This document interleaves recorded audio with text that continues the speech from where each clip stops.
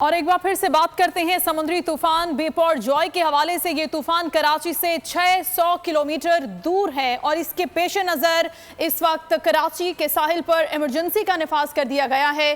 क्या सूरत हाल है? सारे रास्ते बंद किए गए हैं। शहरियों के लिए दफ़ा 144 का निफाज कर दिया गया है। बोल न्यूज़ के नुमाइंदा सालिक शाह में आगाह करेंगे और सालिक शाह बताएंगे कि क्या सूरत हाल है साहिल पर, दीगर इलाकों पर। जी सालिक, अपडेट कीजिएगा।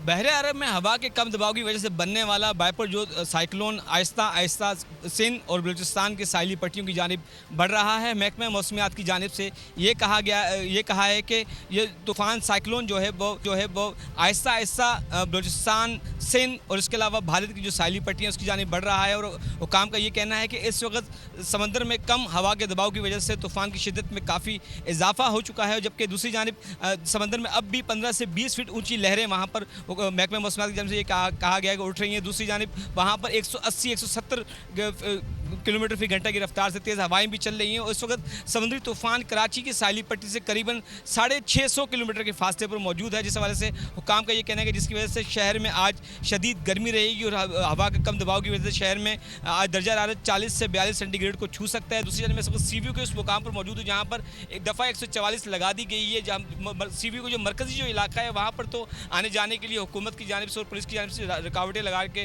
रास्ते बंद कर दिए गए। मेरे कैमरामैन दिखा सकें, राइट हैंड पर आपको नजर आएगा यहाँ की जो साहिली पट्टी है वहाँ उस दीवार पर अभी भी शहरी यहाँ पर समंदर का जो नज़ारा करने के लिए यहाँ पर आए हैं, तूफान को देखने के लिए यहाँ पर आए हैं। तो काम यही कह रहे हैं कि वो शहरियों को बचाने की कोशिश करेंगे उस तमाम चीज़ों के हवाले से। बहुत शुक्रिया सालिक का आगाह करे थे हमें। अब रुख करते हैं ठट्टा का, जहां पर समुद्री तूफान का अलर्ट तो जारी कर दिया है, लेकिन ठट्टा के सारे इलाकों में जजीरों पर मकीनों की ताहाल नकल मकानी का सिलसिला शुरू नहीं हो सका। बोल न्यूज़ के नुमाइंदा नज़ाकत शाह से आगाह तफसीलात हम देंगे जो इस वक्त केटी बंदर पर मौजूद हैं। जी नज़ाकत। बिल्कुल, मैं इस वक्त मौजूद हूँ ठट्टा के साहिली इलाके केटी बंदर का जो इलाका है जुओ।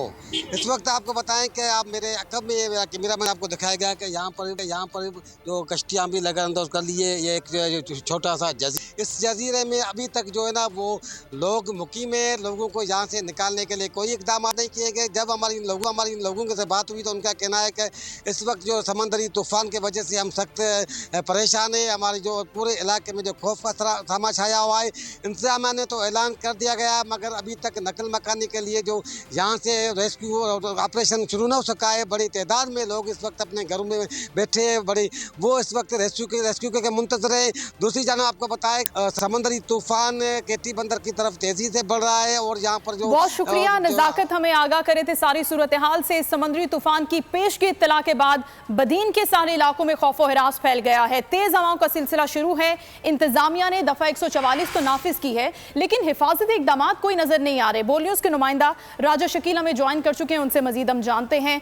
जी शकील। बिल्कुल, जैसे जैसे समंदरी तूफान बिपरजॉय सिंध के साहिली इलाकों की जानिब बढ़ रहा है, ज़रीन सिंध के मकीनों में खौफ व हरास फैलता जा रहा है। इस वक्त मैं बदीन के साहिली इलाके 0 पॉइंट पर मौजूद हूँ। यहाँ पे अगर मौसम की बात की जाए तो मौसम यकसर तब्दील होता हुआ नजर आ रहा है। कल यहाँ पे हफ्स और गर्मी का समा था, लेकिन आज तेज़ हवाएं चलना शुरू हो चुकी हैं। यहाँ पे ज़िला इंतज़ामिया ने माहीगिरों को मछली का शिकार करने से रोक दिया है। दफ़ा 144 नाफिज है, लेकिन यहाँ पे अगर रिलीफ के काम की बात की जाए तो रिलीफ का काम यहाँ पे ताहाल शुरू नहीं हो सका। ये 0 पॉइंट का इलाका 5000 से जायद माहीगिर यहाँ पे रिहाइश पजीर हैं। इनको महफूज मकामात पर मुंतकिल करने ज़िला इंतज़ामिया ने ताल किसी किस्म के इकदाम नहीं किए। यहाँ के माहीगिरों ने मुतालबा किया है, मछेरों ने। बहुत शुक्रिया शकील हमें आगाह कर रहे थे यहाँ की सूरत हाल से। समुद्री तूफान के दौरान शदीद बारिशों से निपटने के लिए हैदराबाद में भी हाई अलर्ट जारी किया गया है। वासा, हेस्को और बल्दियाती इदारों की जानिब से ताहाल कोई इकदाम नजर नहीं आ रहे। क्या इंतजाम देख रहे हैं? ब्यूरो हेड हैदराबाद इरफान अराई हमें बताएंगे। जी इरफान। हैदराबाद में समंदरी तूफान का अलर्ट जारी हो चुका है। डिप्टी कमिश्नर हैदराबाद की जानिब से बल्दियाती इदारों को हिदायत की गई है कि तमाम बिल बोर्ड्स और दीगर जो इंतजामात हैं वो मुकम्मल किए जाएं, ताकि समंदरी तूफ़ान और शदीद बारिश की सूरत में जो शहरियों को रिलीफ बर वक्त मुहैया किया जा सके। वासा को भी हाई अलर्ट किया गया है, इसके साथ साथ हेस्को को भी हाई अलर्ट किया गया है। मगर ये अलर्ट जो है अभी तक हमें सिर्फ कागजात की हद तक नज़र आते हैं।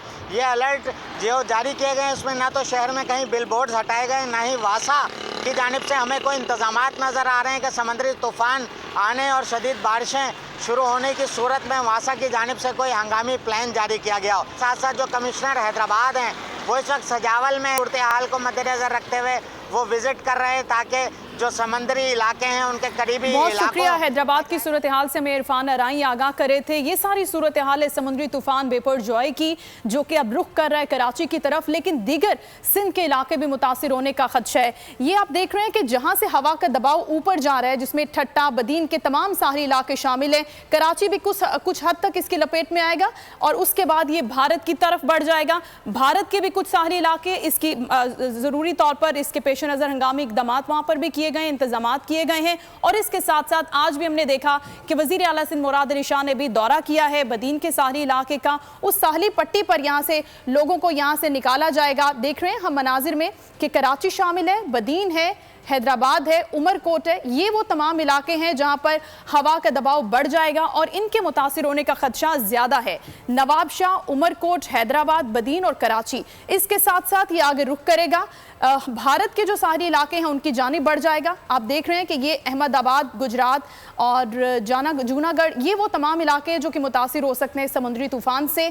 ये वो तूफान है जिसके पेश नज़र अभी हुकूमत सिंध मुख्तलिफ इकदाम कर रही है, लेकिन कराची शहर के मुतासिर होने का खदशा बहुत हद तक कम है, जिसके बायस हम देख रहे हैं कि यहाँ पर बारिश हो सकती है, तेज़ हवाएं चल सकती हैं। हुकूमत सिंध ने 50,000 अफराद के इनखला के हवाले से जो इकदाम करना शुरू किए, उसमें इन तमाम लोगों के इलाकों को यहाँ से लोगों को निकाला जाएगा, उनको महफूज मकामात पर मुंतकिल किया जाएगा ताकि कोई जानी नुकसान ना हो, कोई बड़ा नुकसान ना हो सके। इसी के पेश नज़र हम देख रहे हैं कि कराची में भी CVU पर दफ़ा 144 का नफाज किया गया है ताकि वहाँ पर लोग ना जा सकें, कोई भी नुकसान ना हो सके। इस हवाले से हमने एक रिपोर्ट तैयार की है, वो आपके साथ शेयर करते हैं।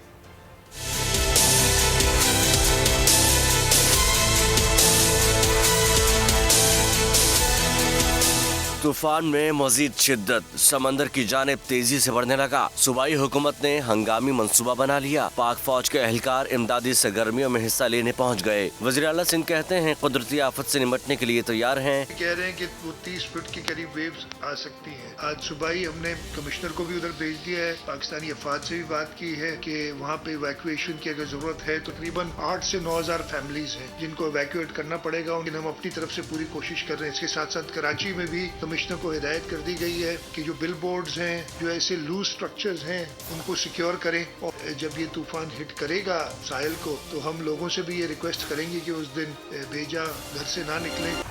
तूफान के पेश नज़र ज़िले अफसरान और मुलाजमीन की छुट्टियां मनसूख कर दी गई हैं। कराची समेत साहिली अजला में कंट्रोल रूम कायम कर दिए गए। कमिश्नर कराची ने शहर भर से बिल बोर्ड और साइन बोर्ड समेत इश्तिहारी मवाद हटाने का हुक्म दे दिया। महकमा सेहत और KMC अस्पतालों में हाई अलर्ट जारी कर दिया गया। खतरनाक इमारतों से रिहायशियों की महफूज मकामात पर मुंतकली और तमाम डिप्टी कमिश्नर्स को रिलीफ कैंप कायम करने की हिदायत कर दी गई। DHA कंटेनमेंट, KMC नालों की चौकिंग भी खत्म करने का हुक्म। वाटर बोर्ड को वाटरिंग पंप लगाने के अहकामात जारी कर दिए गए। 40 खतरनाक इमारतों से फौरी तौर पर रिहायशियों को महफूज मकामात पर मुंतकिल करने का भी फैसला किया गया। माहीगीरों को 17 जून तक समंदर में जाने से गुरेज करने की हिदायत की गई है। जमादर के साहिल पर भी दफा 144 नाफिज कर दी गई। बजट 2023-24 की सबसे बड़ी ट्रांसमिशन, बोल एक मर्तबा फिर सबसे आगे। वजीर खजाना की बजट तकरीर की सबसे बड़ी कवरेज, 62% अवाम ने देखा बोल की स्क्रीन पर। Welcome back to the budget transmission. सबसे बड़े पैनलिस्ट और रिपोर्टर्स की बड़ी टीम ने बजट के लम्हे लम्हे की अपडेट से किया बाखबर अपनी आवाम को। गुजरात अदालत में यूँ कह रहा हूँ कि एक तरफ ये ख्वाहिश है कि लोगों को रिलीफ दी जाए, क्योंकि इलेक्शन सर पर है, तो कोई ऐसा बजट दे जो पॉपुलिस्ट हो। क्योंकि बोल रखता है खबर के हर पहलू पर नजर। बोल है सबसे आगे, सबसे पहले। सब्सक्राइब करें और बेल दबाएं ताकि कोई खबर रह न जाए।